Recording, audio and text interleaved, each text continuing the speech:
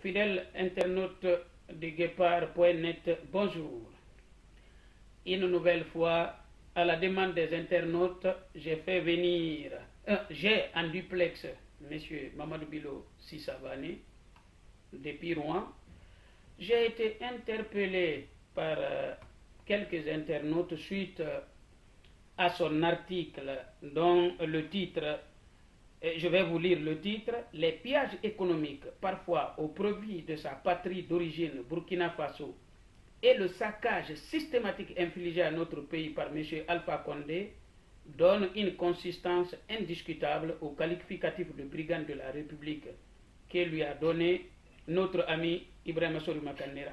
Bon, alors, suite à cet article, certaines personnes m'ont appelé pour me dire que bon, est-ce que Savané peut être invité par le Guépard.net parce que ce n'est pas tous les Guinéens qui savent lire, d'autres ont des difficultés de lecture. C'est pour cette raison que je fais venir M. Sissavani aujourd'hui pour qu'il vienne répondre à nos questions. Bonjour M. Savani. Bonjour M. Makanya. Nous allons aller vite au but. Je viens de décliner le titre de votre article qui a été récemment publié sur le Guépard.net. Alors, comment vous justifiez vos accusations de pillage de deniers publics par Alpha Condé, parfois au profit de sa patrie? Alors, je vais répondre à votre question, mais au préalable, je voudrais faire une rapide mise au point. Je n'ai rien, strictement rien contre le Burkina. Tous les Africains savent la qualité d'accueil des Burkinabés. Donc le peuple burkinabé est un ami du peuple guinéen. Beaucoup de Guinéens sont passés par le Burkina pour fuir le régime de Sékou Touré. Ça n'était pas mon cas. Moi, je dois à la Côte d'Ivoire de Houphouët-Boigny et à la France ce que je suis devenu. Je voulais donc insister sur le fait que je n'ai strictement rien contre le Burkina. Le Burkina est un pays ami. En tout cas, je le considère comme tel. Maintenant, la question.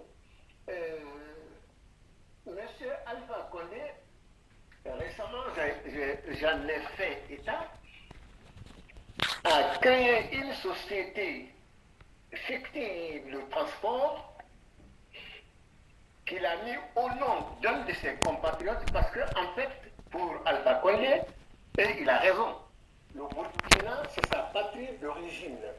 Tout ce qu'il peut faire pour le Burkina, il le fait. Et c'est à partir de ce postulat que je considère que M. Alpha Condé prend les ressources de la Guinée, qui n'est pas un pays riche, pour les mettre à la disposition du Burkina. C'est sa patrie d'origine, il le clame partout. Mais ce qui m'ennuie dans cette affaire, c'est que la Guinée elle-même n'est pas un pays riche. Chacun a vu l'état des routes en Guinée, l'état des écoles, l'état des hôpitaux, lorsqu'il y en a. Alors, à partir de sa position de président, on peut même discuter comment il est devenu président, mais ce n'est pas la question. À partir de sa position de président d'un pays qui, normalement, n'aurait pas dû accepter sa candidature à la présidence, M. Alpha Condé met la main sur l'ensemble des ressources de notre pays. Et tout ce qui rentre comme ressources extérieures, c'est-à-dire en euros ou en dollars, arrive directement dans ses caisses, sur ses comptes, parfois au palais présidentiel, dans sa chambre à coucher. Je tiens cela de quelqu'un qui lui est très proche. Et pour financer en partie les besoins d'équipement militaire du Burkina, il transfère cette somme vers sa patrie d'origine. Alors, est-ce que je peux lui reprocher je ne vais pas lui reprocher de vouloir aider sa patrie d'origine. Ce qui me chagrine beaucoup, c'est que nous, Guinéens, avons abandonné notre terre dans les mains de quelqu'un, Alpha Condé, qui n'y a strictement aucune attache. Si dans ces conditions, Alpha Condé fait de notre pays une colonie d'exploitation dont les ressources doivent servir sa patrie d'origine, le Burkina, nous n'avons qu'à nous en prendre à nous-mêmes. Et dire cela, ça n'est pas être hostile au Burkina. On peut donner à d'autres pays, mais à condition que les populations guinéennes ne souffrent pas de manque de gouttes, de manque d'eau courante dans un pays où il pleut 10 mois sur 12.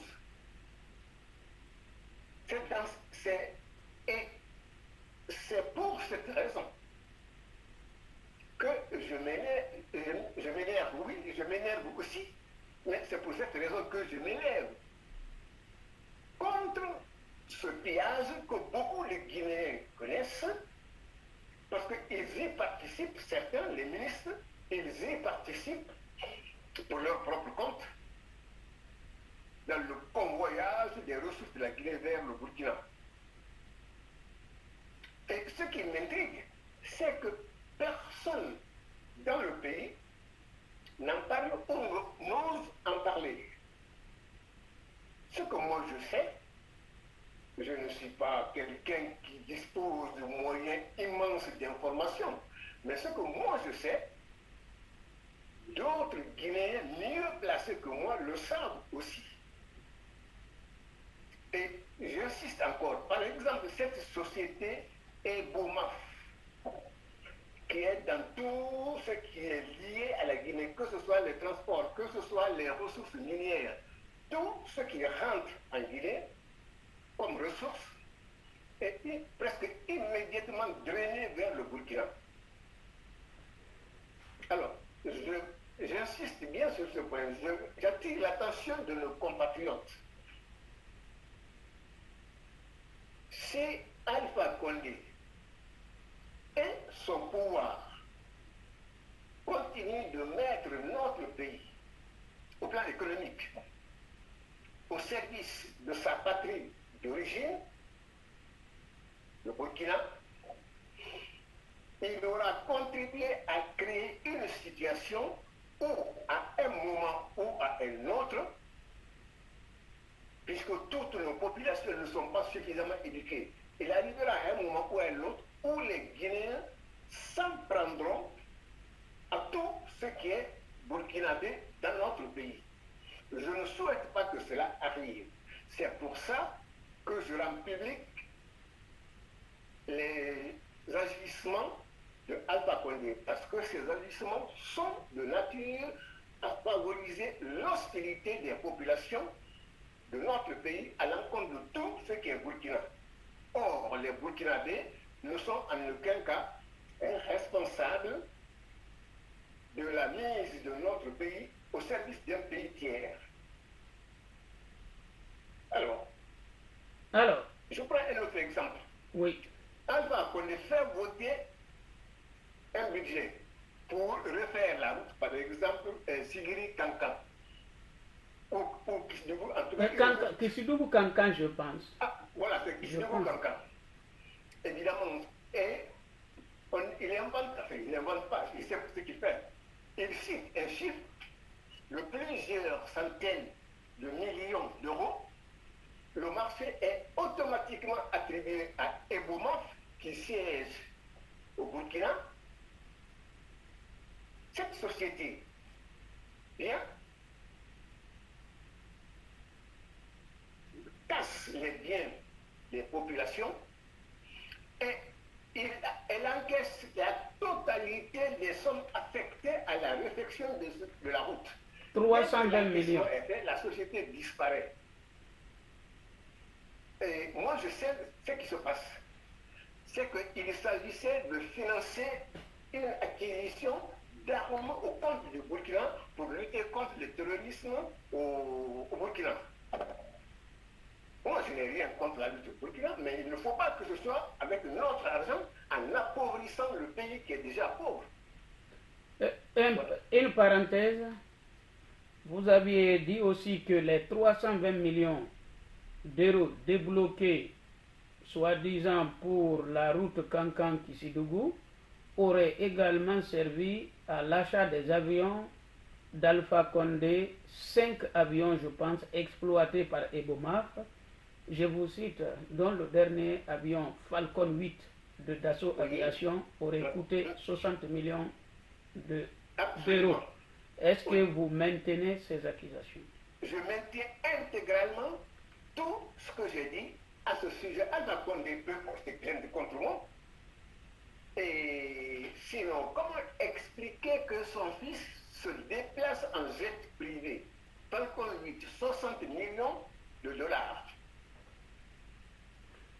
Et encore une fois, il y a eu plusieurs transferts de millions d'euros en direction du Burkina, pris dans les ressources de la Guinée, pour aider le Burkina. Encore une fois, je n'ai rien contre l'aide. Moi qui vous parle, j'ai été aidé par une partie, par le pouvoir de M. Houphouët-Boigny, et en grande partie par la France qui a fait de moi ce que je suis aujourd'hui. Si ça n'était pas la France, je ne serais pas là en train de m'exprimer d'une certaine façon ici, assis tranquillement et dans un confort relatif. Donc je n'ai rien contre l'aide, mais celui qui doit aider, il doit lui-même d'abord être dans une situation à peu près acceptable. Mais je vous ai dit, les Guinéens, chacun a vu l'état des routes à Conakry même. Les hôpitaux, les écoles, il n'y en a pas. Alors pourquoi déshabiller la Guinée pour aller habiller? Oui. Alors, M. Savané, toujours j'ai une autre question. Bon, pas question, rappel. Et vous m'aviez dit que Alpha Condé, après avoir commencé à avoir des difficultés à sortir de l'argent pour les banques étrangères, parce que paraît-il, il serait traqué par les Américains, il a commencé à mettre de l'argent dans les banques africaines Sierra Leone et Burkina Faso. Paraît-il, ces banques aussi commencent à s'inquiéter de leur propre situation parce qu'ils sont traqués par les Américains. Et là aussi, que pouvez-vous dire aux internautes du Guépard.net? Alors, sur ce point, je rappelle que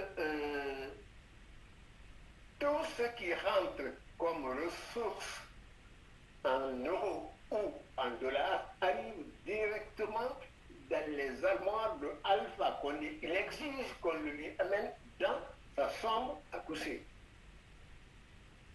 Ensuite, puisqu'il a des relations avec certains chefs d'État voisins, il fait ouvrir un compte bidon par lequel cet argent-là va transiter en direction du Burkina et aussi en direction des pays comme le Qatar. Ce n'est pas parce que le Qatar a besoin de cet argent, mais parce que Alpha Condé a besoin de placer cet argent là-bas. Et effectivement, vous avez évoqué un problème. Il n'y a pas si longtemps, les autorités américaines, harcelées par les oppositions politiques de leur pays, mettent désormais un peu plus d'ordre dans leurs relations avec certains pays. C'est ainsi que toute transaction avec une banque américaine doit être justifiée. Aucun centime ne doit être versé ou sorti, même par un chef d'État. Donc, Alpha Condé est coincé de ce côté-là. L'Union européenne aussi, c'est pareil. D'ailleurs, je viens d'apprendre qu'un ministre important du gouvernement de Alpha Condé, avec 4 millions de dollars en liquide, un peu plus de 4 millions, puisqu'il ne sait pas comment blanchir ces 4 millions de dollars, un peu plus de 4 millions, 4 millions 500. il a acheté une immense villa à Conakry à 4 millions 200 ou 300 000. C'est un des ministres les plus importants de la Guinée. Et actuellement, celui qui a vendu la villa est dans d'immenses difficultés parce que ce monsieur est allé demander aux banques à Conakry si ils peuvent encaisser cet argent. Les banques ont dit non, non, on ne peut pas. On ne peut pas encaisser comme ça, en liquide, 4 millions de dollars. Et ce monsieur est, comme le ministre l'a fait, il cherche maintenant à blanchir cet argent sale. Et je dois préciser que actuellement, en plus des pillages du personnel de Alpha Condé, notre pays risque, et peut-être même est en voie de devenir une sorte de Haïti sous la coupe de bandes mafieuses appuyées par des ministres, par certains officiers supérieurs qui sont impliqués dans des trafics de drogue, qui se sont enrichis et qui ont un grand problème. Comment blanchir cet argent-là?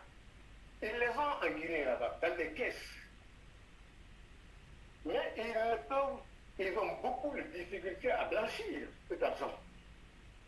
Donc, ce qui me permet de dire que si ils ont tous voulu rester au pouvoir, abolir l'ordre constitutionnel, ce n'est pas seulement parce qu'ils aiment le pouvoir, mais ils savent qu'il faut qu'ils restent au pouvoir pour ne pas avoir à rendre compte du nombre de meurtres qu'ils ont commis ou fait commettre, de leur implication très probable dans certains trafics de drogue et la mise de leurs fonctions à la disposition des trafiquants de drogue. Alors, M. Savané, si je joue à l'avocat du diable ou aux partisans d'Alpha Condé, je peux dire que vous êtes très sévère contre lui. Que pouvez-vous me répondre? Je suis sévère. Moi, je dirais que je suis plutôt honnête avec lui. Je vais vous en faire la démonstration. Quand Alpha Condé a été arrêté et séquestré par Lansana Conté, il a fait 2 ans et demi ou 3 ans de prison. Les hommes politiques qui ont obtenu la libération de Alpha Condé, parmi ces hommes, c'est M. Jacques Chirac qui a fait une forte pression sur Lansana Conté pour qu'il libère Alpha Condé. Et dans ce cas précis, j'ai été, moi, avec un ami, Abdul Baldé. Moi, je connaissais bien l'ancien maire du Havre qui est décédé, M. Antoine Ruflac. Il avait été directeur de la campagne présidentielle en 2002 de M. Chirac. J'avais promis à Elhadji Bello que s'il arrivait ici en France, moi je l'amènerais sur la personne la plus proche de Chirac pour qu'il demande à Chirac d'intervenir auprès de Lansana Conté afin qu'il libère Alpha Condé. Attendez, M. Savané, quel bureau? Quel Elhadji Bello? Elhadji Bello Diallo, qui était président de l'Assemblée nationale et qui à ce moment-là d'ailleurs était en conflit avec Lansana Conté parce que lui aussi il estimait que Alpha Condé avait été arbitrairement séquestré. D'accord. Donc, et là, le bureau arrive. J'appelle son fils. Je dis, bon, écoute, si ton papa est prêt, moi, je peux vous amener chez une personne importante, très proche de Chirac, qui peut obtenir que Chirac intervienne régulièrement et fortement auprès de l'ancien Conté. Et là, le bureau, Abdoul Baldé, et le fils de Elal du bureau, docteur Amadou, qui est là, Alpha Amadou Diallo, qui est là, chacun le connaît, on peut lui demander. Je les ai pris dans ma voiture, on est allé au Havre. Monsieur Antoine Reflac nous a reçus 1h30. J'ai d'abord rapidement exposé la situation. Ensuite, j'ai dit, bon, voilà, le président de l'Assemblée nationale, M. Elal Diallo est là, il est mieux placé que moi. Et Elal Bureau a pris la parole. Il a exposé les conditions dans lesquelles Alpha Condé a été arrêté et les conflits qu'il a eu avec l'ancien Condé au sujet de cette arrestation. Ce jour-là, M. Antoine Reflac m'a dit, Monsieur Si, à partir de maintenant, sur cette question, vous pouvez me considérer comme votre porte-parole auprès de Jacques Chirac. Et puis, il a souhaité, il dit, je ne vous le cache pas, Chirac, avant la politique, c'est un ami personnel. Donc, je suis en contact régulièrement avec lui. Et je dois dire que chaque fois que M. Antoine Reflac a pris contact avec Chirac, en a parlé, il m'a envoyé un résumé de ce dont ils ont discuté à propos de Alpha Condé. J'ai les documents ici. Donc, moi, j'ai contribué à libérer Alpha Condé. Parce que tous ceux qui sont intervenus, c'est l'intervention de Jacques Chirac qui a fait que l'ancien Condé a libéré Alpha Condé. Parce que l'ancien Condé aussi disait partout que tous les chefs d'État, ceux qui le respectent, c'est Jacques Chirac. Donc, dire que je suis contre Alpha Condé, moi je n'ai rien contre Alpha Condé, strictement rien. S'il avait, d'abord, tout le parcours de Alpha Condé est fait de mensonges et de falsifications. Tout son parcours personnel, même universitaire, c'est fait de falsifications et de faux. Je commence d'abord, il dit qu'il est guinéen. C'est une acquisition frauduleuse de la nationalité guinéenne. Il n'est pas guinéen. Il est né à Boké, c'est vrai.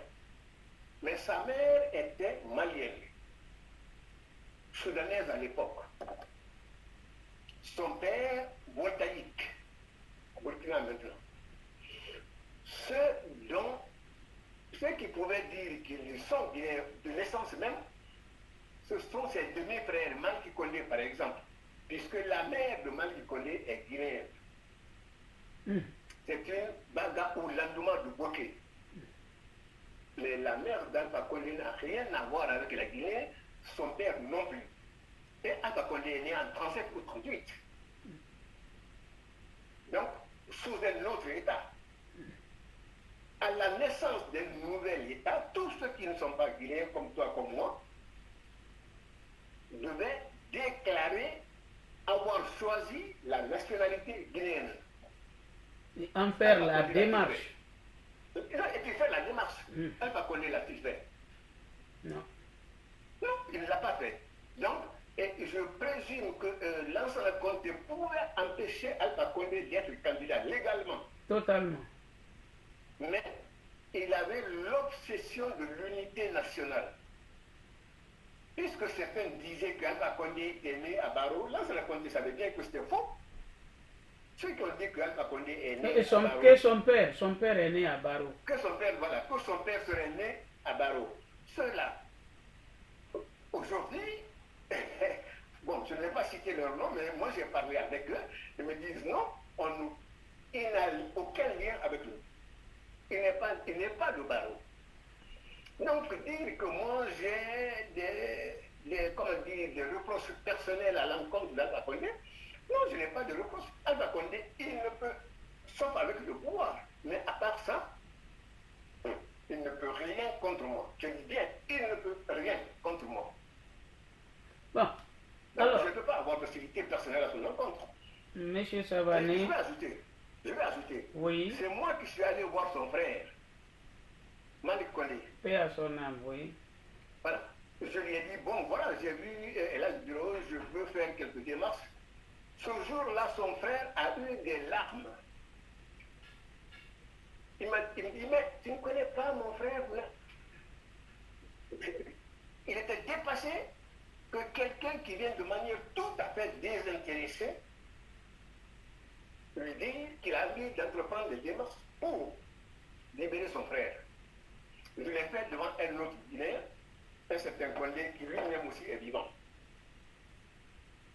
Donc, un tas Condé, je m'en fous. Moi, je lui ai dit, moi, ce qui m'intéresse, c'est mon pays. Ce que je veux, c'est qu'on chasse Alpha Condé de notre pays. Il est un patriote, il n'a qu'à aller dans sa patrie d'origine. C'est tout. Je Alors, bien contre Alpha Condé. en résumé, nous arrivons à la fin de notre entretien. En tout cas, il y a une question juridique que je peux témoigner. Alpha Condé était né en Guinée, fils d'un citoyen comment dirais-je, citoyen français, mais du Burkina. Voilà. Et dans ces conditions, il a quitté son père ni sa mère n'étaient guinéens. Il a quitté la Guinée avant l'indépendance. Donc, normalement, après l'indépendance, les Guinéens d'origine que les Français ont trouvés là ont voté des lois. Voilà. Pour être guinéen, celui qui est né en Guinée peut être guinéen si son père ou sa mère sont guinéens. Si vous ne remplissez pas ces conditions, il faut faire les démarches comme certains de nos enfants font ici. L'acte de naissance et la nationalité sont totalement différentes. Nous avons vu des enfants nés en France qui ne connaissent que la France, qui font des démarches pour devenir français. J'en sais quelque chose, mes enfants en ont fait. Donc c'est cette démarche que Alpha Condé n'a pas fait. Honnêtement, à mon propre niveau, je pense que sa nationalité est frauduleuse. Bon, cela, juridiquement parlant, on peut démontrer la loi, en principe, n'a pas d'effet rétroactif. L'Alpha n'est absolument pas concerné par la nationalité guinéenne. Alors que c'est Mohamed Sampil qui est allé à Bokeh, paix à son âme, lui trouver son extrait de naissance. Mais comment l'extrait de naissance peut se transformer en certificat de nationalité? Il faut être en Guinée pour voir ces choses pareilles. Donc, parenthèse refermée, Monsieur Savané, quel est votre dernier mot? Il y en a qui vous disent que vous faites appel très souvent à l'armée. Avez-vous encore confiance à l'armée guinéenne? Alors, il n'y a pas 36 000 solutions. Il y a, parce qu'une armée, c'est des milliers de personnes. Dans l'armée guinéenne ou dans les armées guinéennes, je suis sûr d'une chose, même si je ne peux pas les citer nommément. Il y a des patriotes. Ils existent. Ils sont plus que chagrinés à l'état dans lequel Alpha Condé a mis notre pays. Alors, si je fais appel à l'armée, j'en appelle surtout à ces jeunes patriotes. Il y en a. Je n'ai pas dit voici la liste ici, etc. Je ne les ai pas. Mais ils existent. Et si ils décident de prendre en main les destinées du pays pour chasser Alpha Condé, ils peuvent compter sur mon soutien. Et je pense que je ne suis pas le seul. Et je les rassure, le jour où ils décideront de chasser Alpha Condé, et qu'ils le font, ce jour-là, ils verront que tous les Guinéens ne sont pas à l'extérieur sans avoir des relations politiques sérieuses, importantes et décisives. Ce jour-là, les relations que moi j'ai, que d'autres ont, je les mettrai à la disposition de cette armée-là. Donc, ce que j'attends, et je ne suis pas seul, ce que j'attends, c'est qu'on débarrasse Alpha Condé de notre pays. Pour une raison simple que tout le monde connaît, mais sur laquelle je vais revenir, c'est que Alpha Condé et sa bande ont mis par terre l'ordre constitutionnel normal. Comment? En faisant un putsch contre la constitution légale et légitime, celle du 7 mai 2010. Constitution sur laquelle d'abord il a par 2 fois prêté serment, et constitution par laquelle il a exercé 2 mandats consécutifs sans jamais se plaindre de l'insuffisance constitutionnelle ici ou là. Il n'a jamais dit que par la faute de la Constitution, il n'a pas pu exercer telle ou telle, ou il n'a pas pu faire telle ou telle chose. Il a fait un coup d'État contre la Constitution légitime et légale parce qu'il avait personnellement besoin, de rester au pouvoir jusqu'à sa mort, quel que soit l'état dans lequel se trouve le pays. Or, nous, c'est chez nous. C'est la terre que nous avons reçue de nos ancêtres.